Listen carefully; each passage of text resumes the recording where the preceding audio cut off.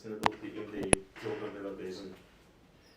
I'm especially honored to welcome our Palestinian partners, Assalamu alaikum, ahlan wa sahlan, and our distinguished speakers. Before I come to making a few remarks on the rationale of this conference, I would like to thank the Porter School for hosting us here and thank the Friends of the Araba Institute, the board members of the Friends of the Araba Institute, our donors, and the foundations who supported the Track 2 Environmental Forum, and also some governmental offices and the US government. Your support is crucial for the success of the efforts of the Track 2. The United Nations High Commissioner of Refugees estimates that since 2008, there was more than 21 million refugees around the world, refugees because of the extreme weather conditions. And in the year 2021, only at that year, there were more than 3 million refugees just in the Middle East and North Africa. Increasing temperature, droughts, increasing the aquifer salinity, sea level rise, and the destructive sandstorms are some of the realities that await the MENA region in the next 50 years. The 2017 World Bank study notes that the Gulf states will also face increasingly depleted water supplies in the next 50 years. Water scarcity could potentially cost countries across the region between 6 to 14% of their GDP, affecting a wide range of industries and economies. And let's get closer to this region. The Delta of the Nile it's a place that employs 20% of the Egyptian labor force. It's responsible for 12% of Egypt's GDP. And it's also considered as the food basket of Egypt. The Delta Nile is suffering from the saltwater intrusion, conflict over water, and heat-related pests and diseases, and the destroyed crop yields and other climate impacts. As climate change continues to hit our region, those who migrate from the Middle East, North Africa will seek to immigrate to richer economies in Southern Europe or into the developed world in rates that much higher than what we see today. And this puts actually Europe to the test, the ability and the willingness of Europe to absorb millions of new migrants and refugees. Indeed, the millions fleeing conflict across the border through the border of the Middle East and Africa over the past decade have already dramatically affected the socio-political dynamics across Europe, including Greece, the UK, France, Italy, and Sweden. Increased immigration waves from the Middle East and Africa impacted many of these nations' voting patterns and political leanings, resulting in governments with hard-line stances on immigration, like in Hungary and Italy. And we all saw how the Syrian refugee issue impacted the elections in Turkey last week. Projects like the Track 2 are essential to give the people in this region the knowledge, the technology they need to cope with climate change in order to stay in their lands. Climate change is not only an environmental threat, but also a first-degree security issue. And let me give you a few facts about the Palestinian case. The median age in Palestine is 20, and the latest statistics say it's 19. 57% of the Palestinians are under the age of 24, and only 8% are above 55 years. Ashraf, we are minorities here. Also happened in 1993. The last elections in the Palestinian Authority took place in 2006. That means more than 50% of the electorate, those who are between 18 and 35, has never had a chance to make their voices heard by the ballot. The population growth in the Jordan Valley is 5% less than the average population growth in Palestine, which means that the population in the Jordan Valley, because of the immigration, because the farmers leave their lands and go to the city centers, it's not at the same rate of the Palestinian average. How can we begin to manage the issue of the climate change? To avert such a massive looming problem requires programmatic solutions and their immediate implementation. The climate change is already upon us, but there are ways to adapt and to mitigate climate change. We all know that one country alone cannot deal with climate change. Regional cooperation is a must. That's why the Arava Institute has established the Regional Center for Climate Change Policy and Research, a center that will serve as regional hub to bring climate experts to discuss and generate ideas that help people of the region to cope with the consequences of climate change. Our work at the Track 2 Environmental Forum is the greatest proof that regional cooperation is possible. The applied environmental diplomacy can catalyze positive change on ground and on the political arena, and we saw that happening in the last 2 years. The goal of this conference is to provide a platform for Palestinian and Israeli environmental change makers to highlight their cross-border environmental cooperation. These efforts have been enhanced by our strategic partnership with Oxford Martin School of Oxford University. Last but not least, my deepest gratitude goes to everyone who have directly and indirectly supported the success of this conference. I wish you a very productive conference with exciting and encouraging discussions and exchange of knowledge so that together we can anticipate future of groundbreaking knowledge, research, and technology for humanities. I wish you a lot of new ideas and the best of success.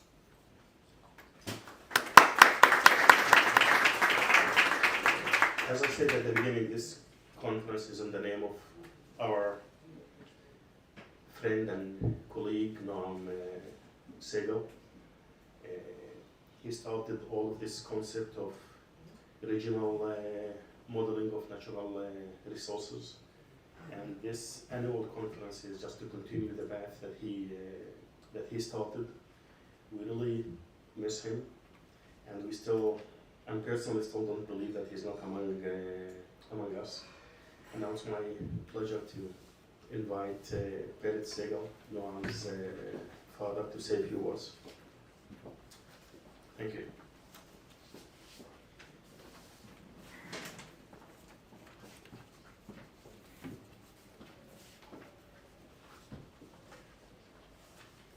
Honorable scholars of the Arava Institute, Oxford Martin School. You have to speak into the microphone.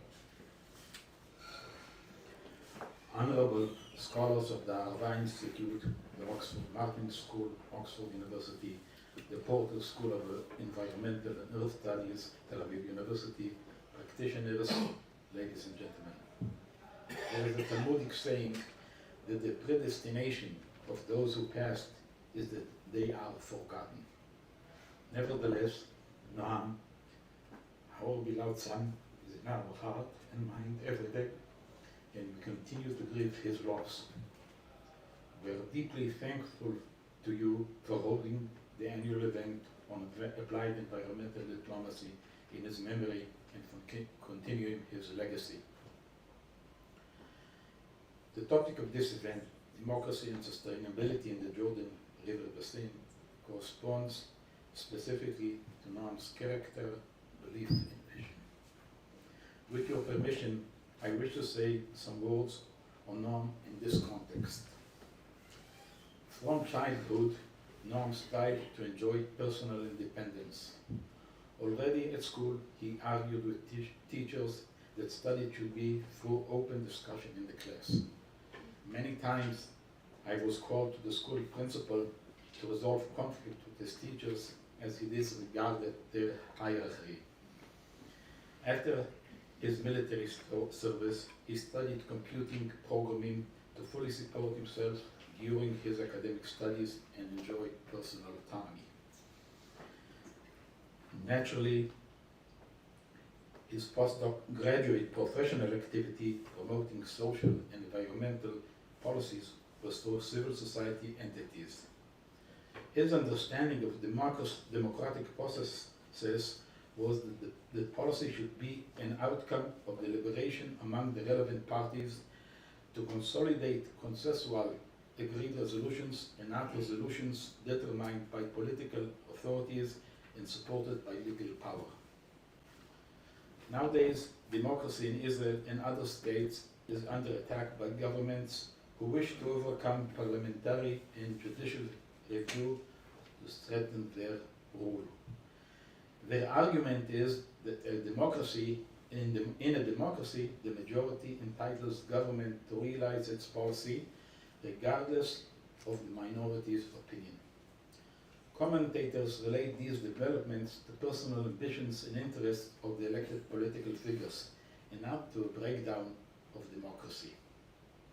On this matter, I believe that Noam shared Hannah Arendt's analysis of the evolution of modern social democracy. In her book, The Human Condition, she explained that when humans gather together in big masses, almost inevitably they will develop tendency toward tyranny. Subsequently, based, I assume, on her personal experience in Germany in the 40s of last century, she writes that even the most social democratic region of a nation state might become extremely cruel in some circumstances. Therefore, she says, democracy can exist only when everything is determined by words and convincing, and not by authoritative power. And she concludes, to be free means to be free from inequality which exists in governmental relations, and to move in a sphere which is clean from governors and governed. According to her research, this was the essence of democracy in the Greek polis. Indeed, I think that only by reviving the dialogical character of democracy and decisions achieved through consensus building processes will be seized the deteriorating of democracy in our era. I'm eagerly looking forward to hear about the model of democracy developed in the Applied Environmental Diplomacy project. Hopefully, about your work now will be remembered as achievements praiseworthy.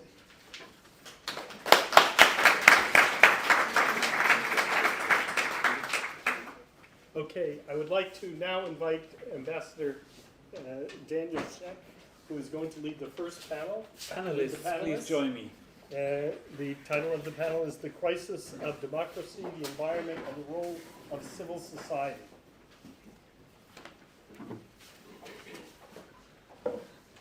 We're missing a panelist. Oli? I didn't realize it was the first panel. I'm sorry. I promise I will.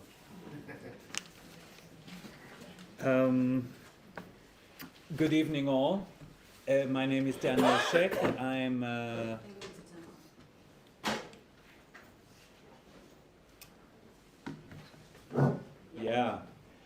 my name is Daniel Sheck. I am a member of the Board of Directors of the Arava Institute for Environmental Studies and a member of the Joint Implementation Committee of the Track 2 Environmental Forum. As David mentioned, the title of this panel is The Crisis of Democracy, the Environment, and the Role of Civil Society, which means our panelists could talk more or less just about anything. I'm here to make sure that they don't. I will try and keep them in track, but I will, I will introduce them as they are called upon to speak. I'd just like to say a few words of introduction. Although I'm not quite certain I can explain it, explain this phenomenon, but environmental issues have worldwide become a nearly exclusive agenda of the liberal left, as if the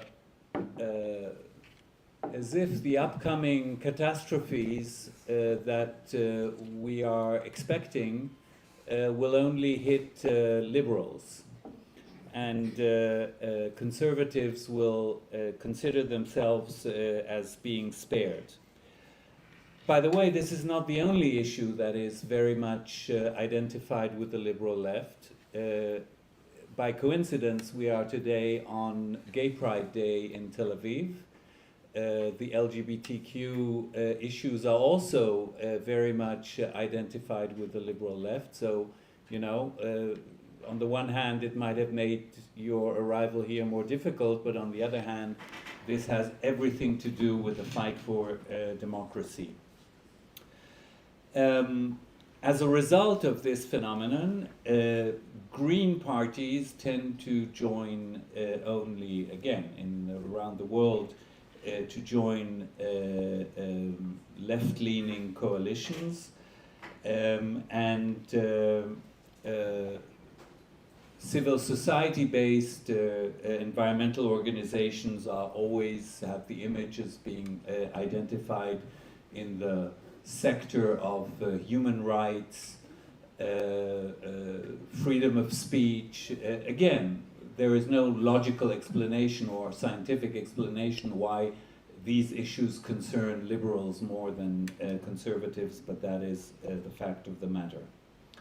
Israel is in the middle of a struggle and a fight to maintain its democratic identity, and behind these protests are NGOs, civil society-based organizations, much like ours, to be honest, although I must say that we are a particularly horrific combination of human rights, environment, and peace building, God forbid. That is really scandalous.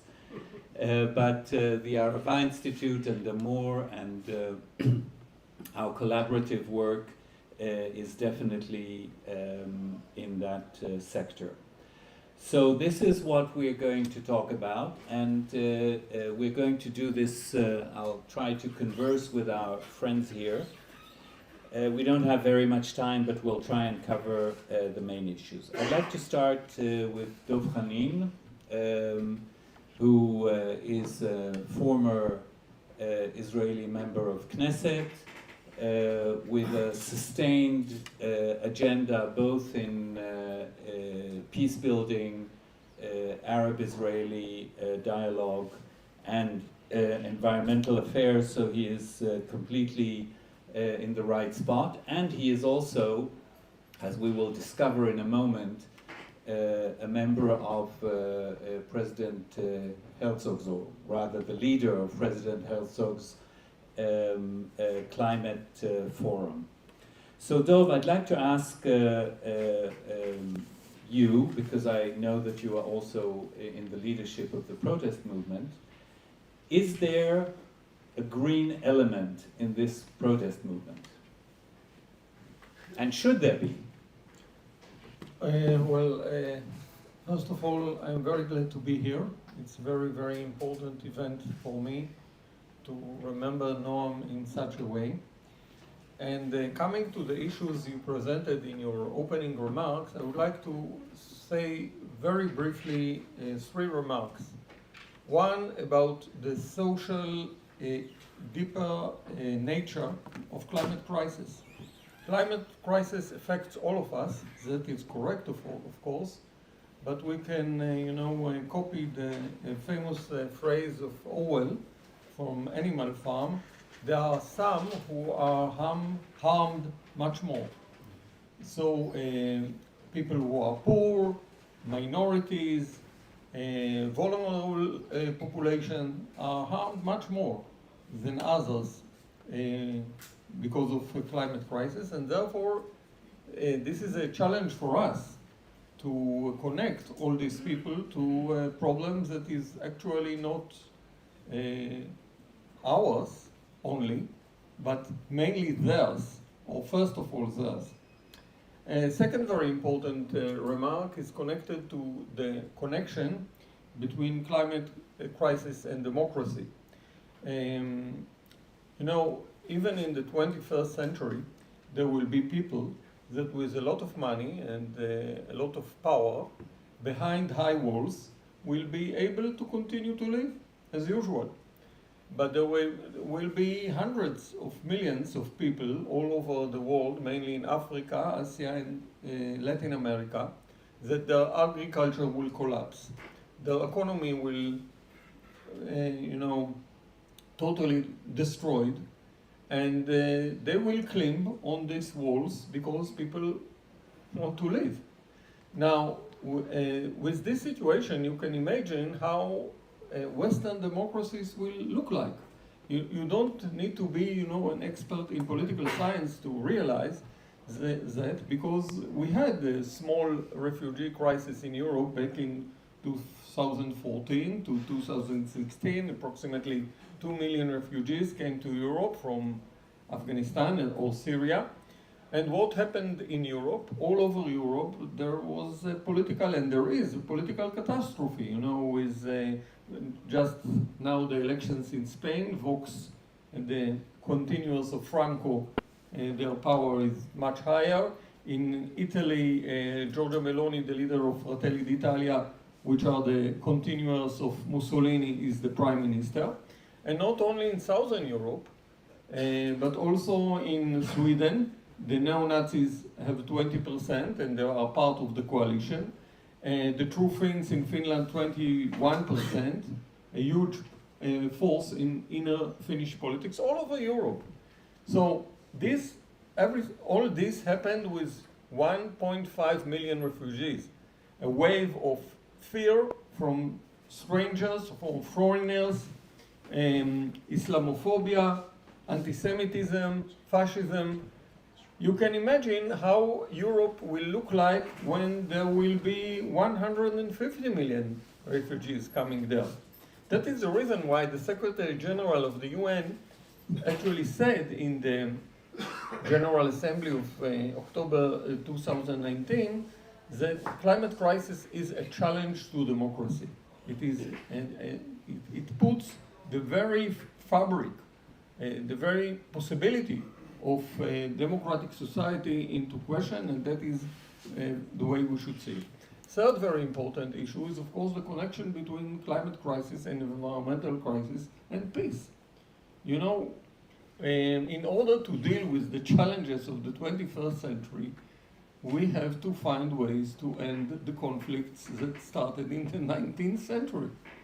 It is not very complicated to understand it.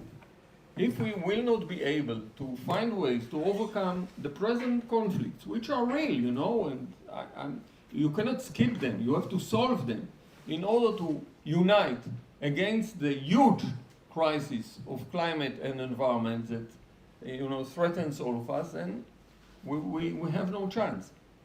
So there is a deep inner connection between social issues, democracy, peace, and climate and environmental crisis. Now, what is happening now in Israel is, of course, something very, very important. I'm very much encouraged by this huge protest that I'm also involved in, that developed in Israel against the very dangerous moves of Israeli government, anti-democratic and very, very dangerous moves. However, everyone can realize that this vast movement is a very, varied one. There are many in this movement that just, long for for coming back to what we had 2 years ago. I'm very happy that these conservative forces are with us in this protest. I need them to be along with us. But I do not share their ideas. I think that this crisis is an opportunity to move forward to something more democratic, to open a new horizon of real democracy, and of course dealing with the Palestinian issue, which is something at the core, or at the deep core of the democratic crisis we have in Israel at the moment. And of course, the green issues, the real challenges of 21st century, that is something that we should put on the table. it is a challenge. It is a very, very complicated challenge to be together with people who are with us against the moves of the government, but are not with us on the issue of Israeli-Palestinian peace. They are not with us in the understanding that Israeli democracy should be totally different, much deeper and much truer than what we had before the crisis. And of course, understanding that the real challenge of society is to tackle the real issues and the real problems that humankind and Israel and Palestine deal with, which are environmental, climate, and so on. Thank you very much, Dov. Dr. Ori Reshef of the Porter School, and also with a very personal connection to Noam Segal, which you may want to mention. I believe you were one of his teachers. I'd like to ask you, although you're not directly related to political science, but I think it has, it's a very interesting aspect of the Green movement in Israel. The fact that its political representation is extremely weak compared to other developed countries, where you can see all over, on the one hand you can see extreme right-wing parties growing, but you can also see green movements growing, countries like France and Germany. In Israel it has never worked. Why is that? That's the question, and I wish Noam was here to answer it, because I think he would have several answers, or at least several points to discuss. But first I'd like to begin with saying how much I miss him. I think we miss him, and him and Vered, because the fact that we lost Noam, but also Vered is not part of our life, is not just as sad, but it is, it is sad for me. I was at the Heschel Center. I'm one of the founders of the Heschel Center for Sustainability, as we know, and there's been an ongoing long connection between the Arava Institute and the Heschel Center. And as a matter of fact, Noam was more affiliated with the Arava Institute, so was Vered, but Vered also worked with me at the Heschel Center, so that's, I think that's part of the strong connection. And, but to your question, it's actually not a fair question, as I'm sitting right next to one of the only people who tried in his way, but there was a long, I do have to say, being part of the Israeli environmental movement, that there's been an ongoing discussion about this issue, whether the environmental movement should be a political movement, and if it's a political movement, what kind of politics? Should there be a party, a green party? Noam was actually very closely connected with the El Paran and the establishment of the Green Party, which was partially successful. And we won't go into that, it's too painful for a lot of people, but we did try. I'm here to ask the painful question.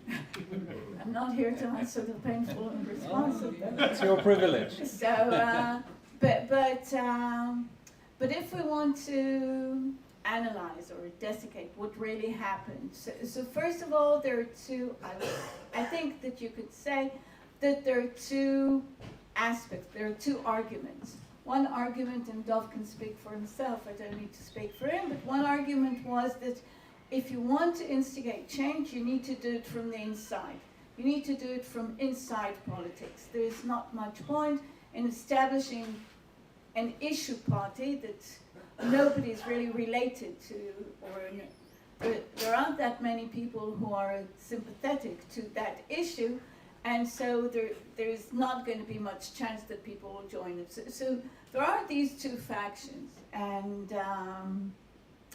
honestly, I'm not even sure at the time what I thought, because I think I voted for him and them together, so not too sure about that.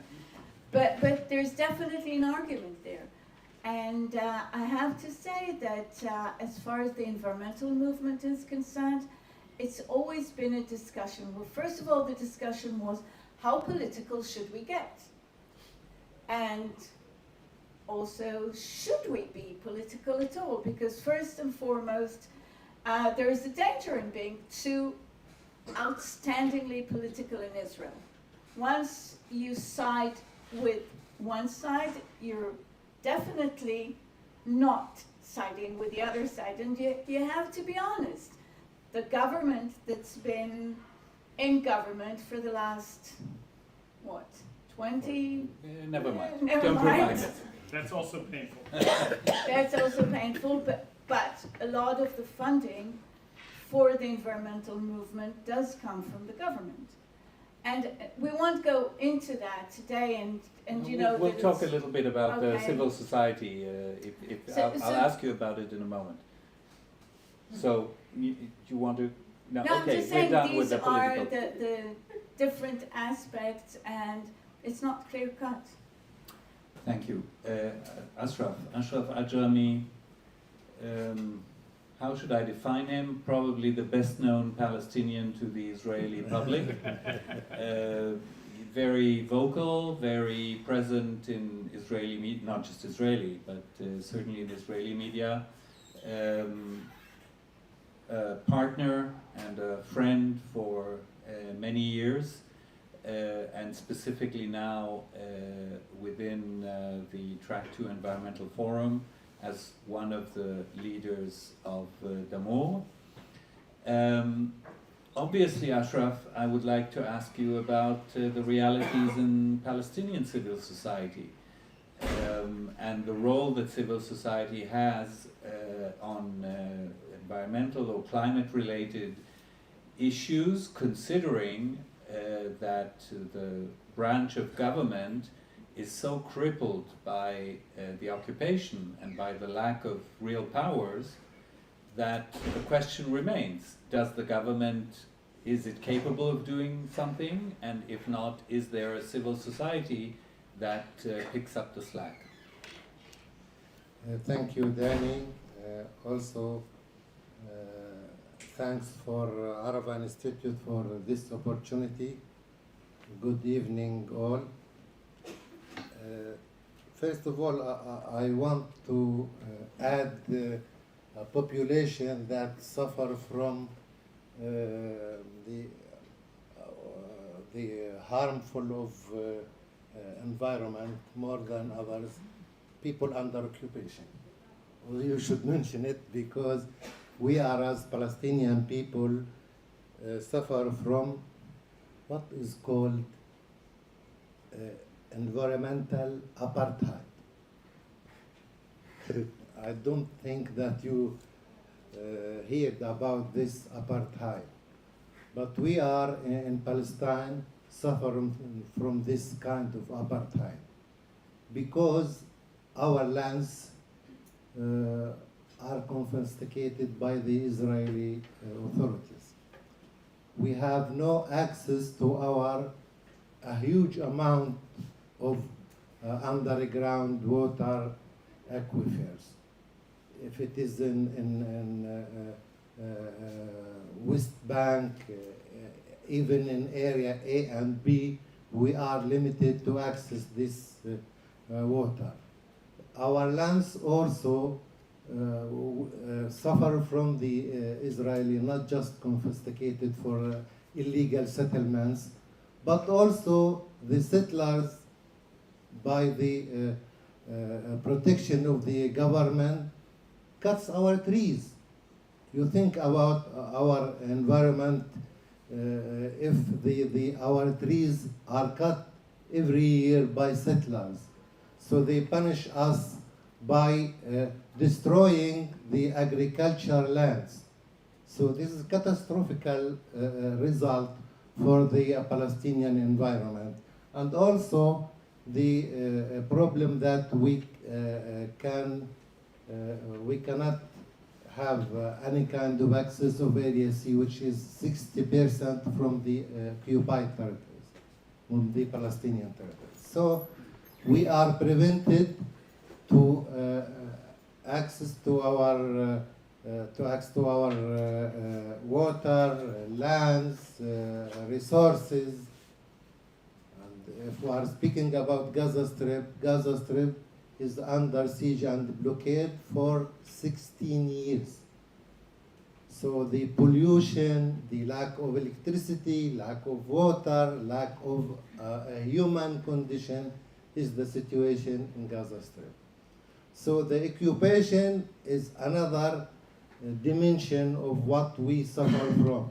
We are, like all other people, suffer from the climate change negative result or effects, but we are suffer more because of the occupation. About the civil society, you know that the current government in Israel destroyed the ability to have any kind of negotiations or talks between the two governments or the two leaderships. But the only maybe hopeful thing that we can see is the role of civil society. The civil society, the Palestinian civil society and the Israeli civil society have such kind of cooperation, and we as Damur for Community Development may be the best model of having this cooperation to in trying to solve environmental problems and issues, and we succeeded in solving some of these problems in maybe pilot solutions or models. In Gaza Strip, for example, we succeeded to solve problem of having clean water by putting water gen machines which produce water from air. This is a very clean and quality water for people. We succeeded to put about 7 machines, water gen machines in Gaza Strip, in hospitals, municipalities, universities. So this is some kind of success of our cooperation. We also succeeded to put a set of wastewater treatment in Gaza Strip in Basin al-Kabira, which is also a model of having a solution for sewage or wastewater, especially in communities which aren't connected to a central infrastructure. We also try to solve the problem of the treated water in Ramallah and El-Beira. We have a huge amount of treated water that is dropped to the valley. Now we succeeded from our cooperation with Arava and also the Water Authority to get the Israeli approval to have a pipeline from Ramallah, Al-Beira to Jericho through Area C, which is not implied or understood in this current situation. But also this is some kind of success, and we are in a process to maybe apply some kinds of research to solve problems within Jordanian Valley with cooperation of many organizations, Israelis, Palestinians, and Jordanians, and international organizations. Ashraf, you touched exactly on what I'd like to ask you as a brief follow-up question, and then we'll go in reverse order. We all know that cooperation between Israeli and Palestinian organizations is not always viewed favorably in Palestinian society.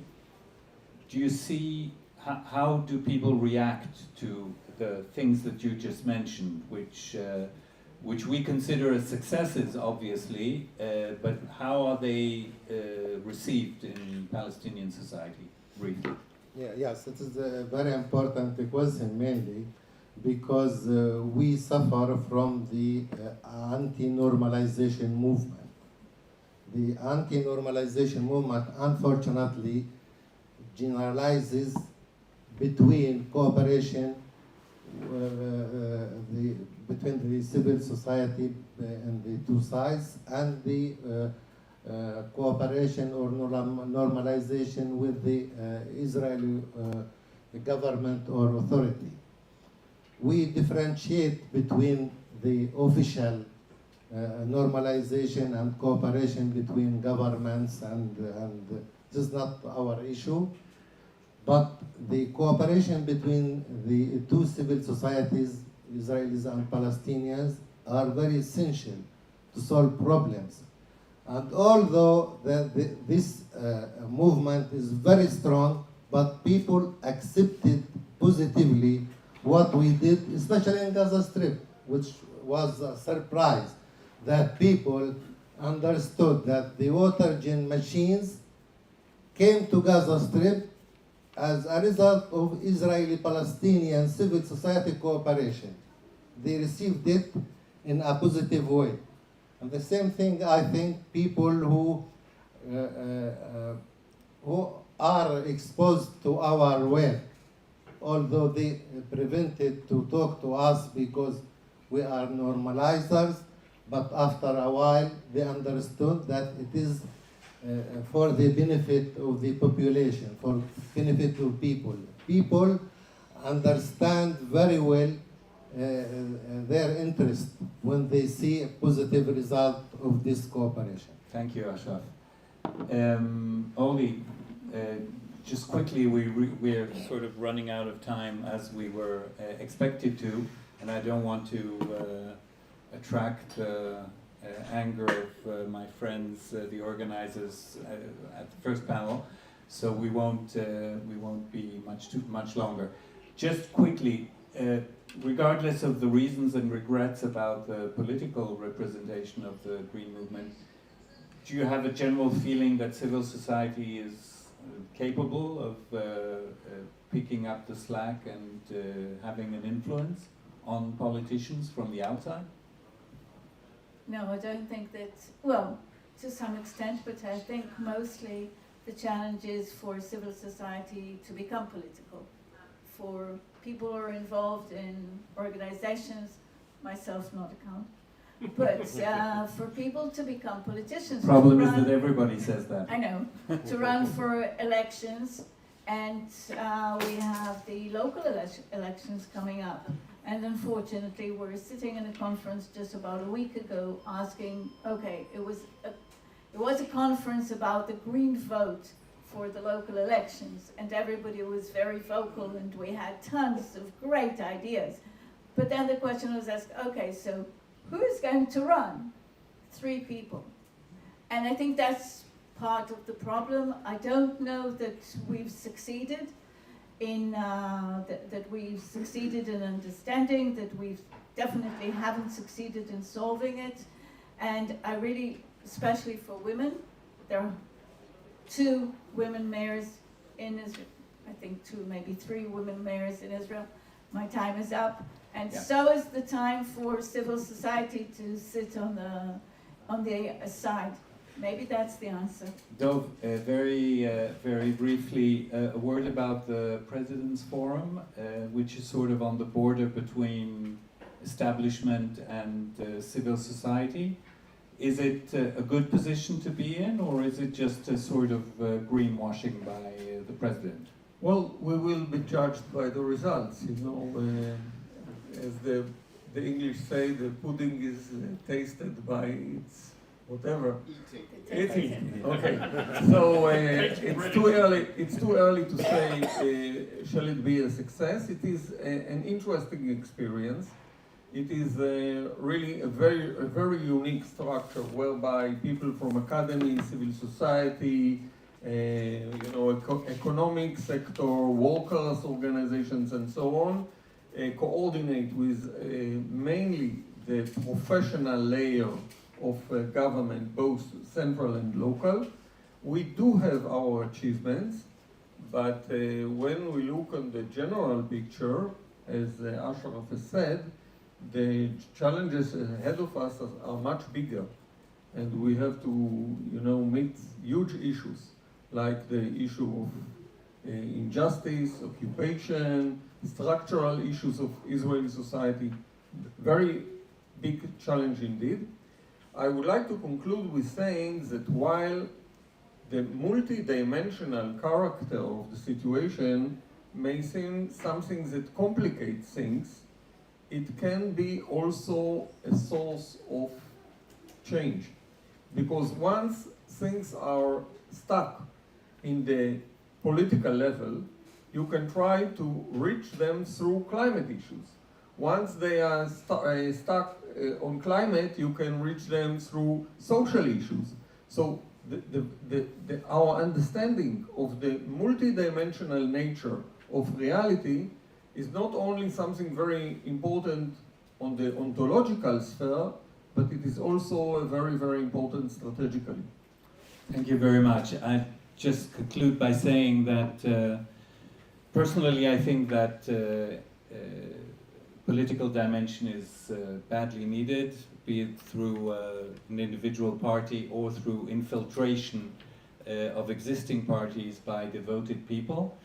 But that on the other hand, as far as Palestinian-Israeli cooperation goes, I think this is definitely, as things stand today, an opportunity for organizations like ours, and I'm happy that we can contribute something to that effort. Thank you, Dr. Ronen, Dov Hanin, Ashraf Ajrami, thank you all. Thank you.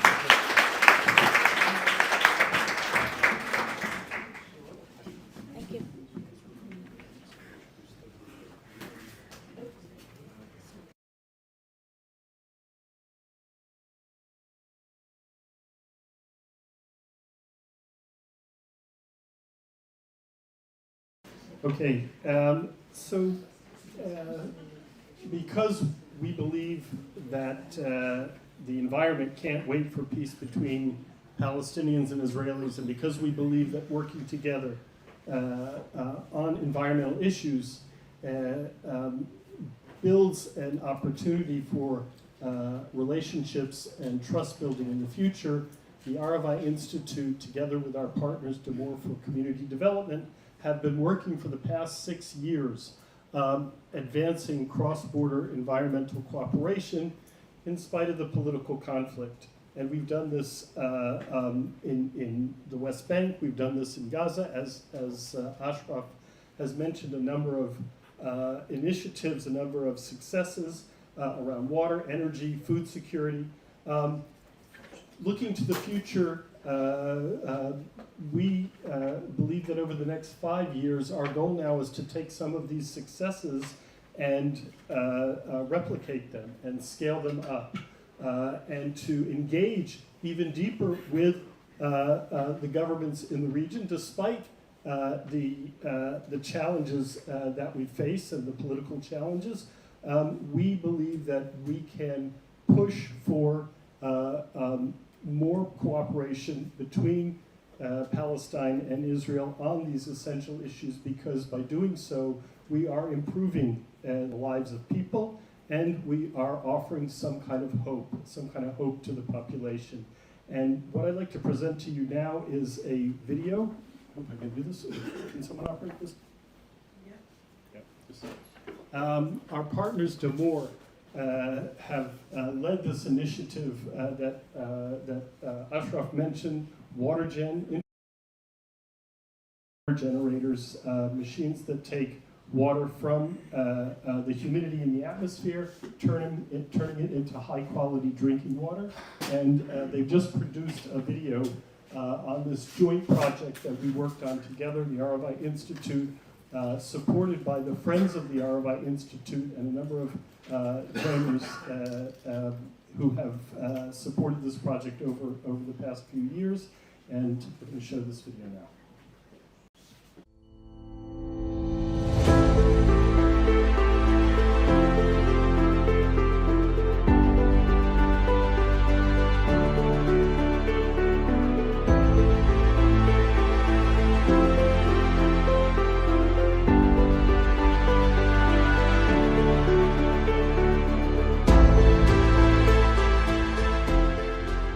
Gaza Strip is a very poor society because of the Israeli siege, and also it suffers from many problems: the lack of electricity, lack of clean water for drinking and for human using.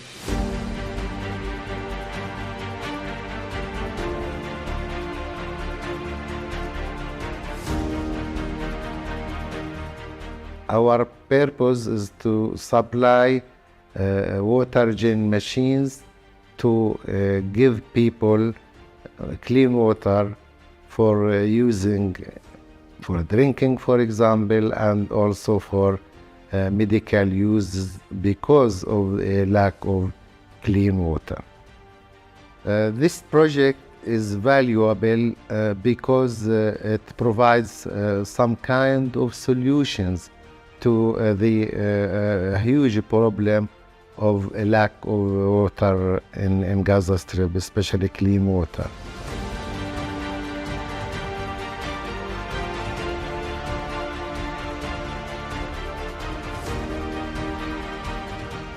We approached Damour and asked them to help in solving the problem of potable water in the university. So they immediately responded by providing us with this excellent machine, which brings water from the air and supplies the majority of the university population with excellent fresh water.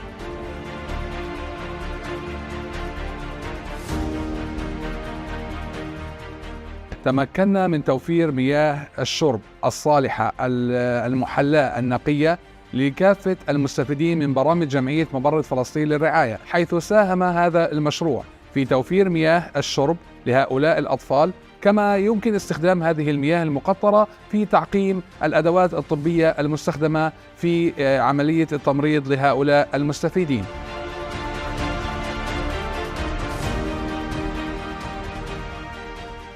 People who got these machines now are enjoying of the clean water. If they are municipalities or hospitals or even the university and other associations, they are now in a situation that they get clean water, they can use it freely. استطعنا عن طريق مؤسسة دامور أن توفر لنا جهاز تقطير مياه، فعن طريق توفير هذه المياه الصالحة للشرب والمياه المقطرة لصالح المختبر ولصالح غرف العمليات الجراحية، استطعنا أن نقدم الخدمة لشريحة كبيرة من المجتمع الفلسطيني، هي شريحة كبار السن وكذلك شريحة المرضى الذين يحتاجون إلى التأهيل الطبي الشامل. We hope to bring more and more water gen machines and to put it in many public places like universities, schools, municipalities, and other associations. People are in need of clean water.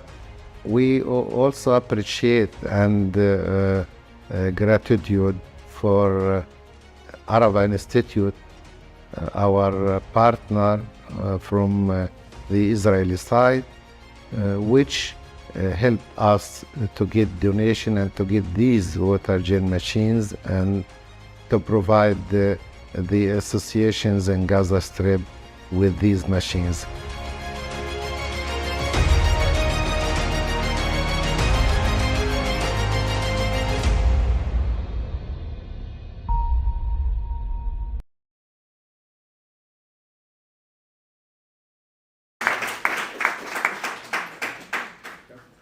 Okay.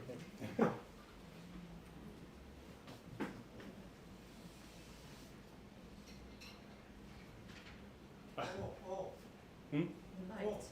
Oh, wow. No, we need the slideshow. No, the light. Ah, okay. Okay. Okay. First of all, I just turned off a video on an Apple computer, and I think that deserves a bit of well done from me. So first of all, I think that's fantastic. Congratulations, Ashraf, Tahani, all of Damor. That's a great video. I again want to thank the friends of the Arava Institute, our donors, and especially WaterGen, an Israeli company. The founder and owner, Dr. Michael Mirashvili, donates half of each WaterGen machine to this project, and we want to thank him. I now would like to introduce two of my friends and colleagues, Professor Jim Paul and Dr. Michael Gilmont from the Oxford Martin School. The Oxford Martin School at Oxford University has been a partner with the RFI Institute and Damor for the past 4 or 5 years, trying to get the big picture of our region, looking at water, energy, and how it's possible for this region to cooperate on these two basic issues. So I'm going to invite Jim and Michael up for the presentation, and you can turn on the slideshow on the Apple computer.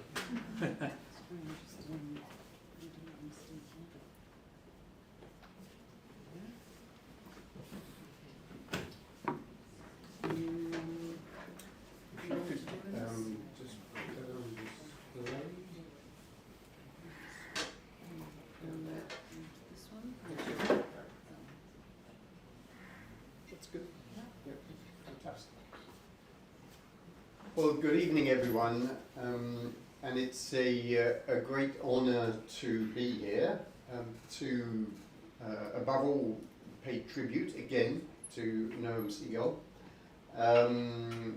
and look back at some of what we've been doing in collaboration with our partners in the Arava Institute, Damor, the Track 2 Environmental Diplomacy Program. Noam was a real inspiration to this program on water, energy, climate, the environment in this part of the world. Would he be satisfied with where we've got to so far? Well, we've worked hard. Notwithstanding COVID, which made collaboration and meeting face-to-face very, very difficult, we have, I think, and we'll say a little bit more in a moment about the analysis that we've assembled.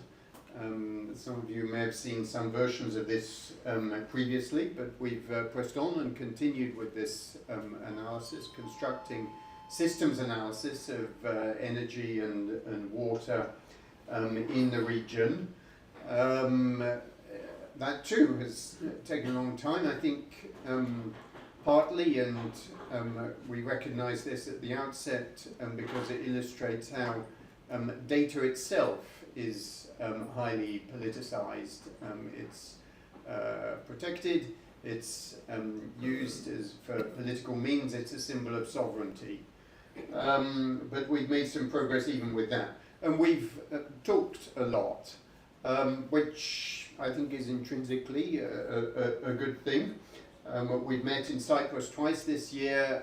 In Cyprus, as ever, we had Palestinians, Israelis, Jordanians, and many other people around the table. And I think the discourse had moved on in the sense that we were talking more specifically about initiatives, potential initiatives in relation to renewable energy in Area C around Gaza, major energy investments in Jordan, and about wastewater treatment. And I think to everyone's surprise in such a forum, the topic of Article 40 of the Oslo Accords came up in open discussion as a point which clearly requires revisiting after all of these years. However, I know would have told us that this is a story that never ends. This is a humbling part of the world in that sense, and an infuriating part of the world in the sense that many enduring things are not apparently changing.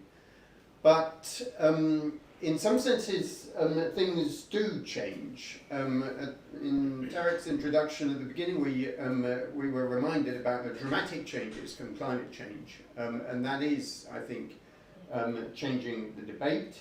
And meanwhile, technology is changing at an extraordinary rate as well. We've just seen the impacts of technology on desalination from water vapor. We're all familiar with the scale of desalination which is taking place in Israel and around the world at the moment.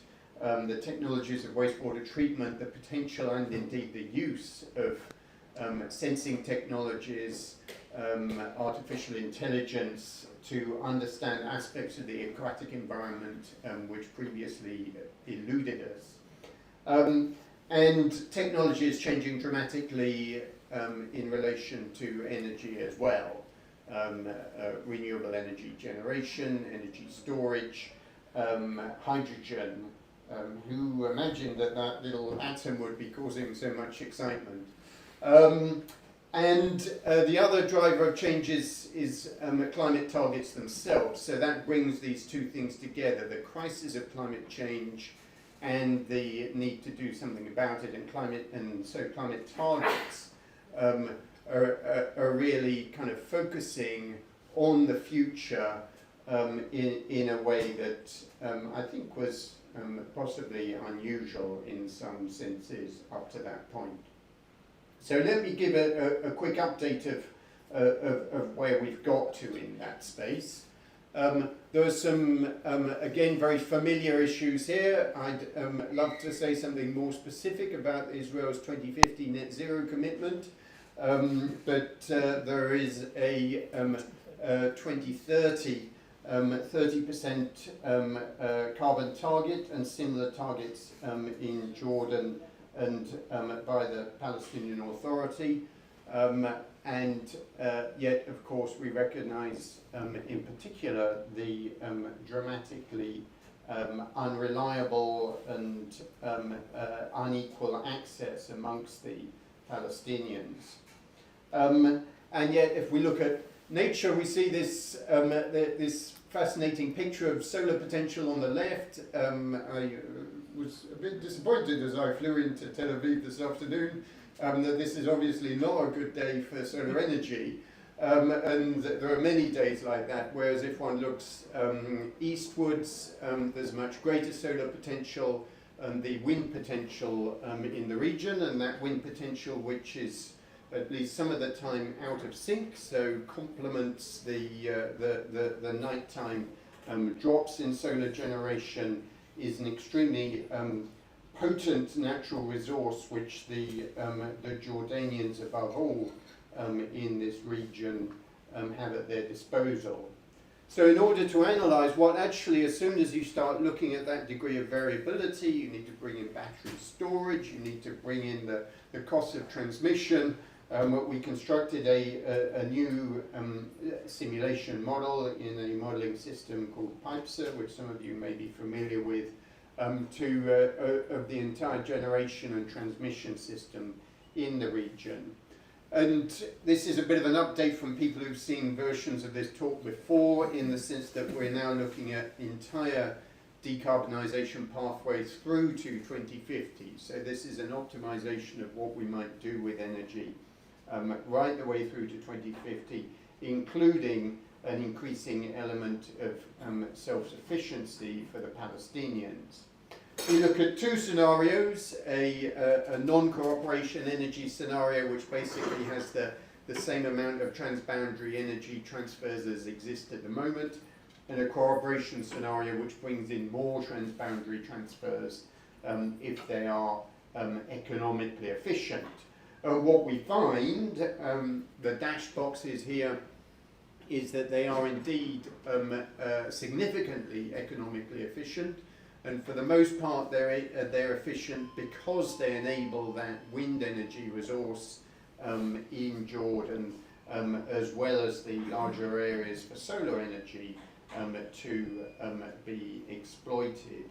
So this graph here, the top panel is the no cooperation scenario through to 2050. This is energy generation within the region, and the lower panel is the cooperation scenario.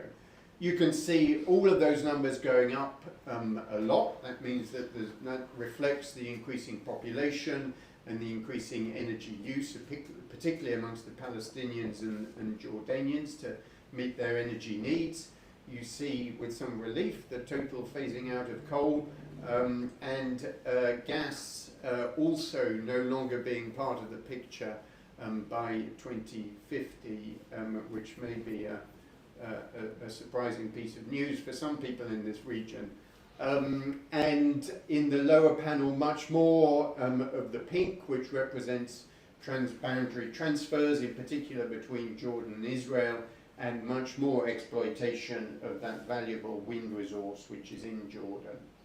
Here we're looking at the amounts of transboundary transfer from the four entities to the other four. So the left is more or less a description of the status quo, whereas with the main transfer being from Israel into the West Bank, whereas if we allow cooperation, there would be a lot more transmission from Jordan into Israel. That's definitely efficient. More from Jordan also into the West Bank, practically tripling of the amount of energy going into the West Bank. So that's a summary of where we've got to. The lesson around cooperation is clear. Exactly. I mean, there are many complications with that, but you're all familiar with at least initial proposals in relation to the prosperity project. Whether that is the place to start or the right thing to start with is debatable. But the fact that there is this matching of technology, a climate imperative, and a benefit of cooperation, which also brings in the Palestinians, is a message that is coming from this research, which I hope that Noam would have been pleased to see. I'll hand over to my colleague Michael Gilmore.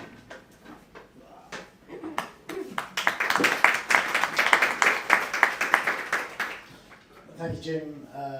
Thank you to our host, the Arab Institute, and it's a pleasure to be here presenting some of the work on water, and also remembering and acknowledging Noam's absolutely irreplaceable role in facilitating the initiation of all of this.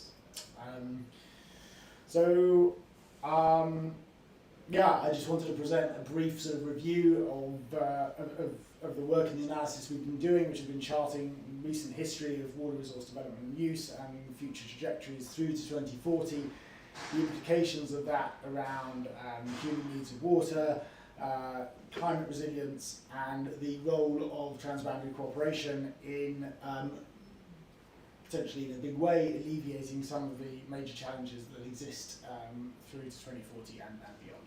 So a good chunk of my work on recent years has been trying to assemble a comparable and coherent set of data of water resources in the region, from the national scale upscaling to the regional. And we now have three sets of data. We have supply and demand, supply being on the left-hand side of each bar, demand being the right-hand, split primarily into domestic and agricultural. You can see in the case of Israel, we've got a spot year of 2019, but then demand through to 2030, 2040 is obviously growing.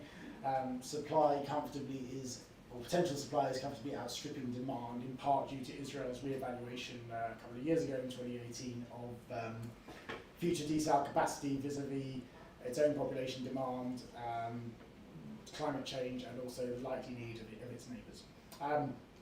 Moving on to Jordan, this is based on the very recently published 2040 water plan. We see a quite severe trend the other way. Supply and demand are growing, but demand is outstripping planned supply. I know that includes the provisional Prosperity Blue values of desal from Israel, so obviously if that doesn't go ahead, then the situation is even more severe. And then finally, West Bank and Gaza.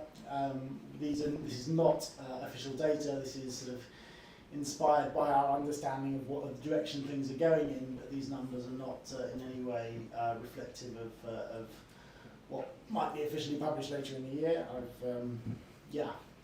Extrapolations courtesy of myself, inspired by experts. What we see is demand is growing, demand and supply are growing in both locations. There is likely to be a balance between supply and demand. Obviously, demand is being throttled in terms of theoretical demand versus what is actually practically achievable.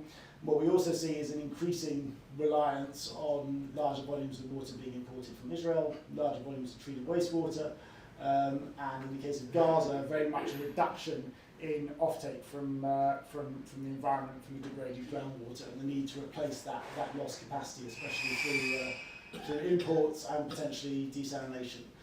The amount of desal developed will impact the amount of imports required.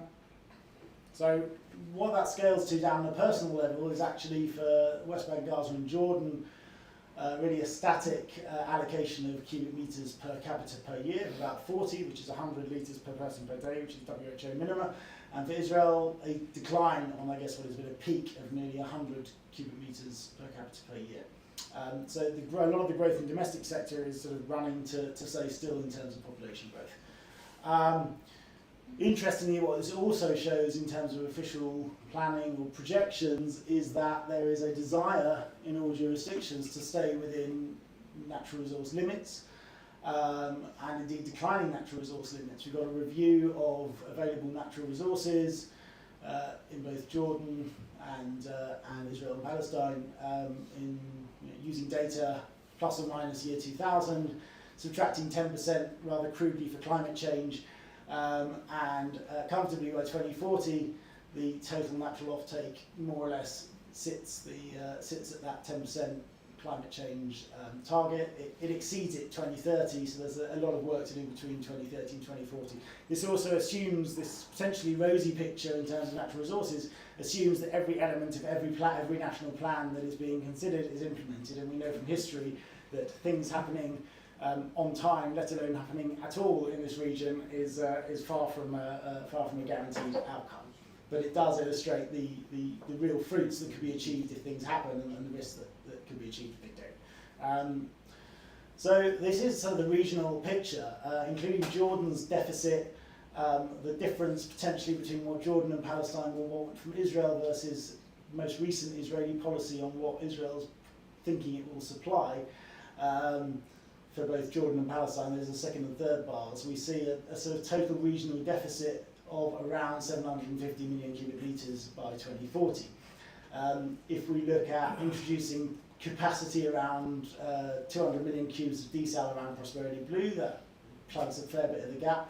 If we incorporate a good chunk of Israel's potential contingency desal, that plugs a further gap. If we scenario 7% net reuse of domestic water as treated wastewater in agriculture, that plugs another 138. And finally, if we slightly tweak the growth in agriculture in both Palestine and Jordan, we get further 48.2, and that miraculously, by the laws of clever maths plugs the gap. There'd also definitely be room in there for Israel's agricultural use to be potentially tempered, especially when looking at demographic and economic changes in Israel and the implications that might have for the future agricultural sector. So where does this leave us? I think national plans are in place to facilitate regional sustainability, but they need to actually be allowed to achieve, to happen.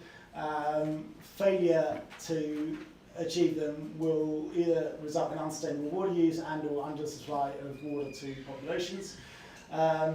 We see there is regional capacity and solutions to reduce the scale of the challenges that individual countries face. For example, Jordan's 600 million cube shortfall can be addressed through regional adjustments and increased sharing from Israel.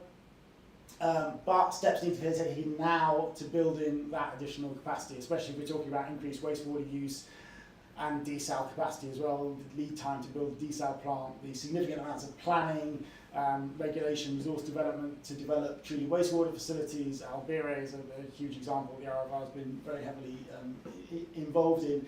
That needs to start happening now. It can't be left until it was needed 10 years ago.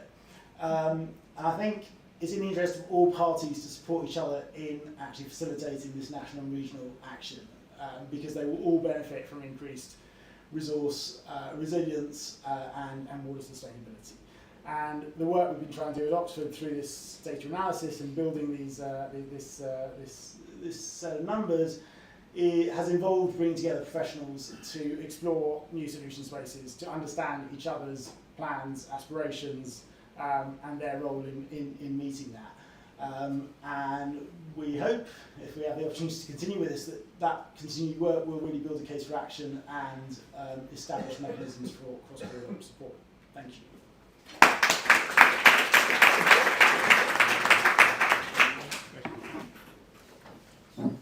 Okay, thank you.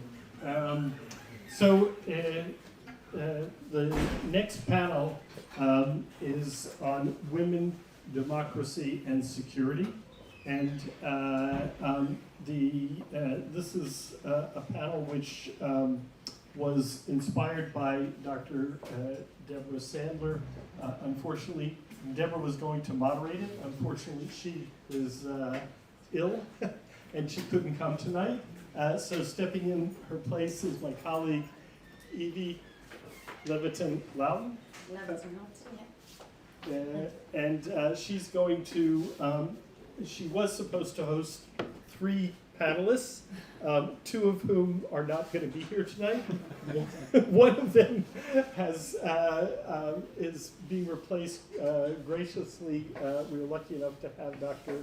Maya Negev join us to replace Shira Efron. Dr. Shira Efron couldn't make it. So Maya, and the last one standing. And the only one who's in the original panel is Tahani, who just made it from Gaza. So.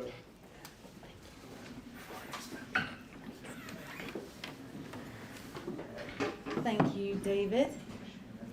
Hello, everyone. So this is slightly last minute, as David introduced. For those of you who don't know, I'm Evie Levitin-Lawton. I'm the manager of the Track 2 Environmental Forum, and I'm very glad to be here with you all this evening.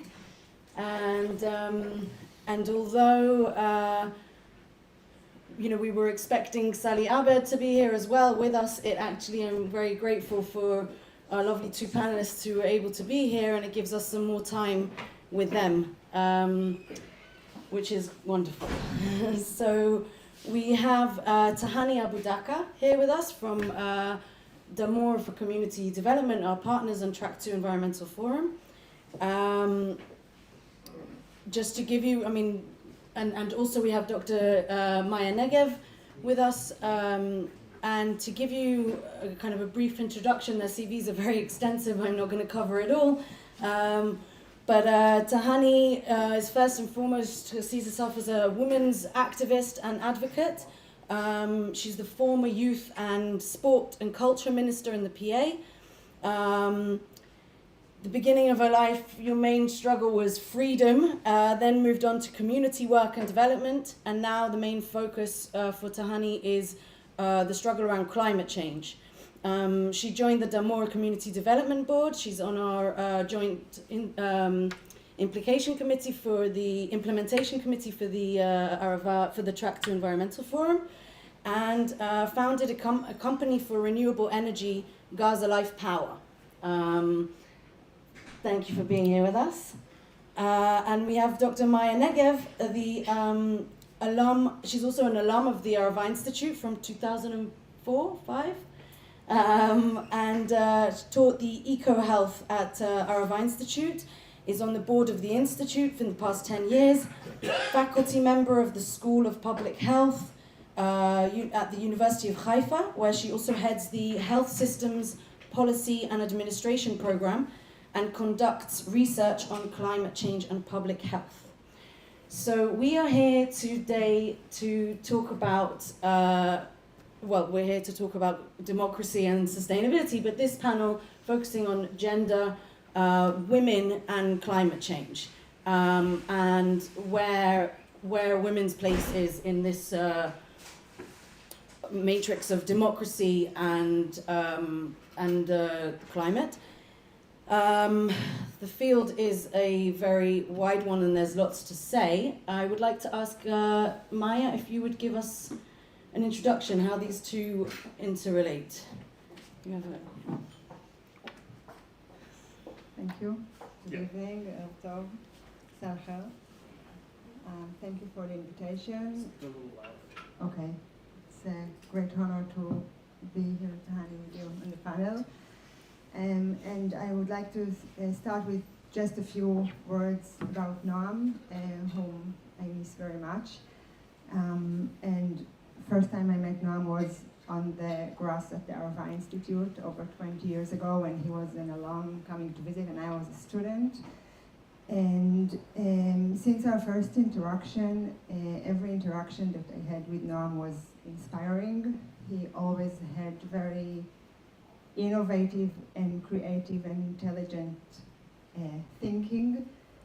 And every time I met him, whether by chance at a conference or if we had coffee or even if I heard him interviewing on the radio, it was always thought-provoking, and he still continues to inspire me. Noam was in one person, science, policy and society. This is quite incredible. He was really an interface and interdisciplinary, multidisciplinary person who was doing excellent science, but also working hard to do excellent politics and communications and media. He left a very important heritage that continues to influence us all. Okay, so moving on to climate, gender, and the Middle East.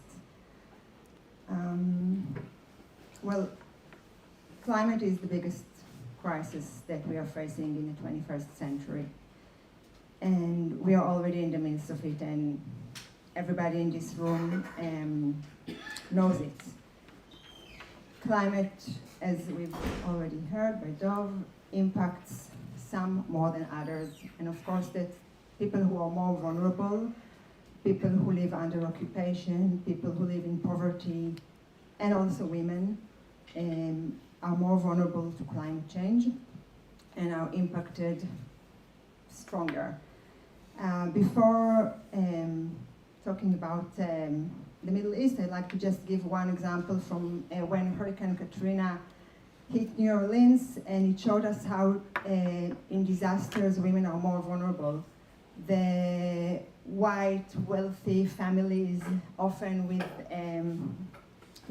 mother and father households, were able to escape and evacuate. And the inner city, single mom, Afro-American women with their children who did not have the resources or the private cars to evacuate were hit the hardest. And this is just one example of how women can be more vulnerable. Most of the people who live in poverty in the world are women, and poverty is great exacerbation of climate vulnerability. If you look at the Middle East is a climate hotspot. It's warming faster than the global average, or already 1.5 degree hotter.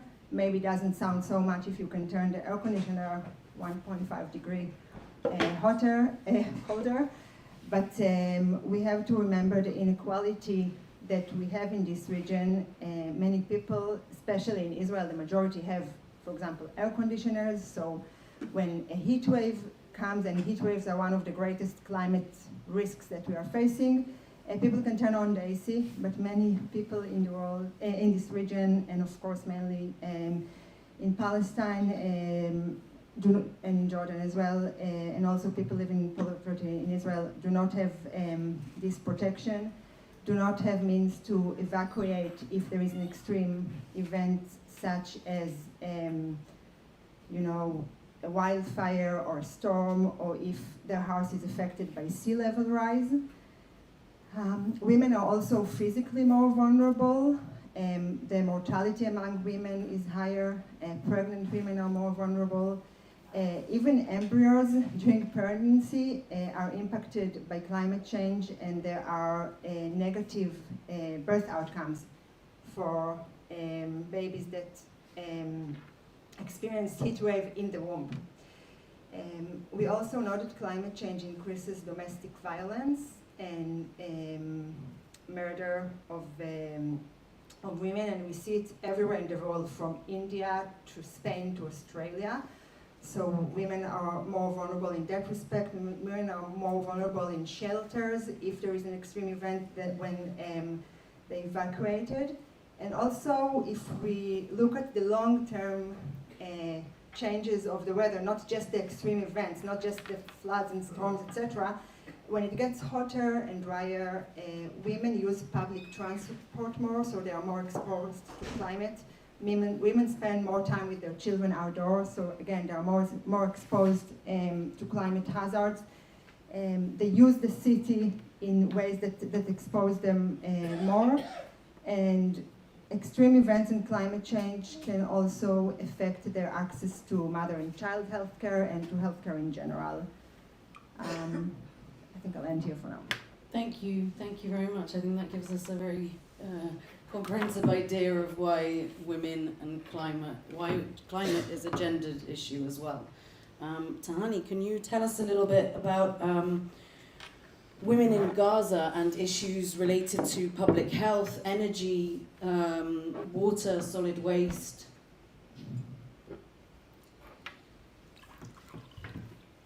I think the main person or main party in the community who can work for climate change is a woman.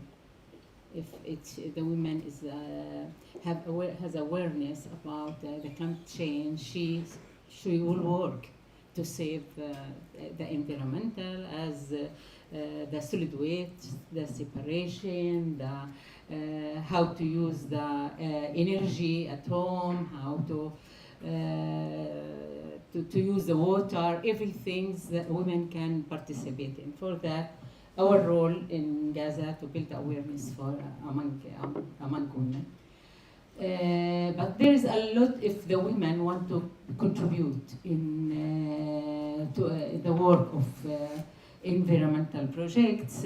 She has a lot of challenges to work. The first, the community itself.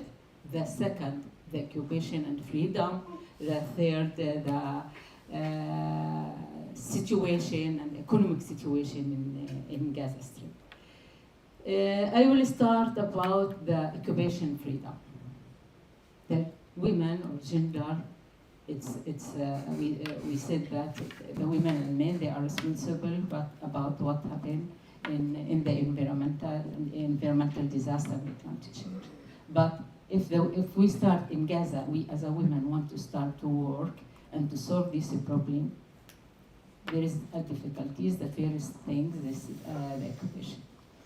I will give you an example, and maybe from which is I suffer from it just today and every day, not myself and also the women in Gaza Strip. Me as a Tahani Abu Dakar, came from the village,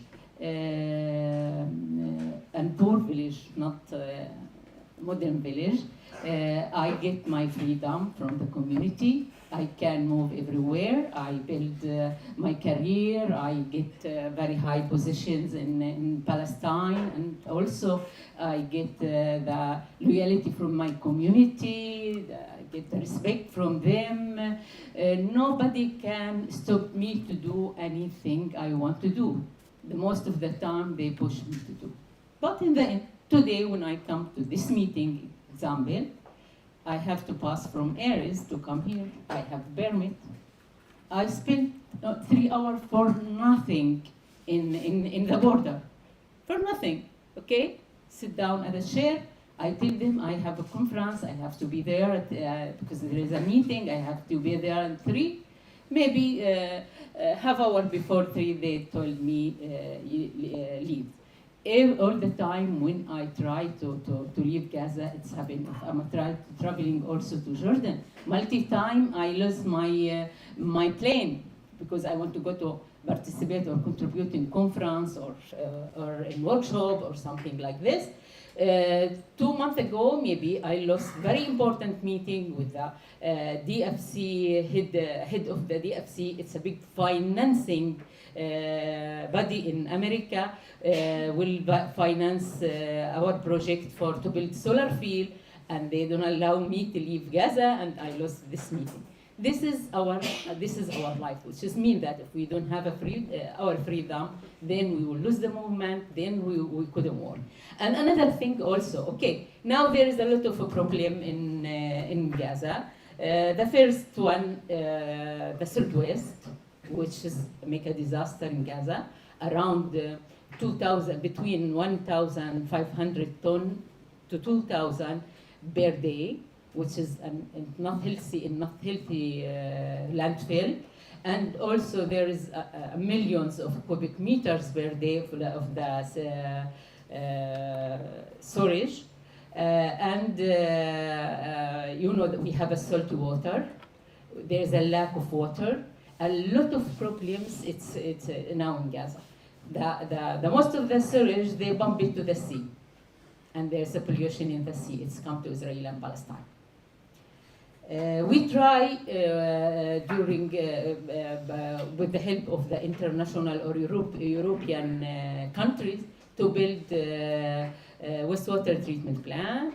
We built 3 wastewater treatment plants. But when they build it, they don't think about a lot of things around it because the communities not contribute to put the solution and other things.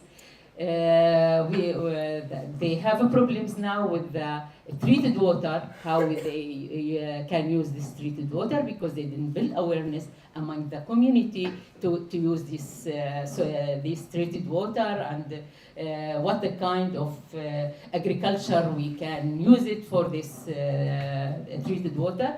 The second thing, 150 ton per day or until maybe 200 ton per day from the sludge, which is they don't know what to do with the sludge, and the sludge starts to be a disaster. There is a river of sludge surround the landfill, and it's a big disaster problem for the Israelis and Palestinians because the landfill in the border.